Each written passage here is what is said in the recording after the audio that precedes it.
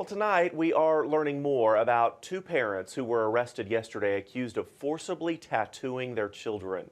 Megan Farr is charged with 2 counts of injury to a child and 1 count of unlawful restraint. Gunnar Farr is charged with 1 count of unlawful restraint.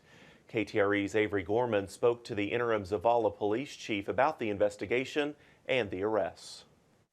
On April 12th, Lieutenant James Denby, the interim Zavala police chief, was contacted by Child Protective Services about a possible case of child abuse involving Gunnar and Megan Farr and 2 children. The children, ages 9 and 5, had made an outcry that they were forcibly tattooed by their mother and stepfather. The pair is accused of tying the children down with rope, covering their mouths with tape, and covering their eyes with a rag as the tattoos were being made. There were other people, other friends of theirs at the residence when the tattooing was going on. From the arrest affidavit, the children's biological father and stepmother notified CPS about the alleged abuse after the children were dropped off at their residence. The affidavit shows the biological father states that Megan told the children's biological father that she and Gunnar had given the children tattoos. He claims she laughed about it and then drove away. When the father examined one of the children, he found a tattoo on their foot, which he realized was real. He also claims Gunnar came by later in the day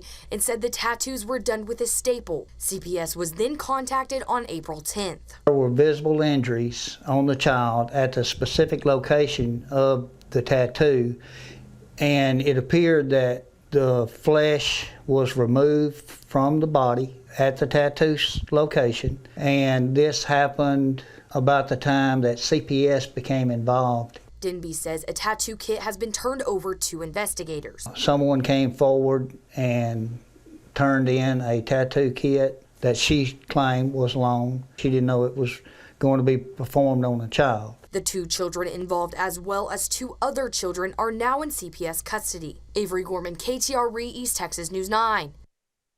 Now, this investigation is still ongoing. Lieutenant Denby says the other people in the house at the time of the tattooing will not face charges because they were not directly involved.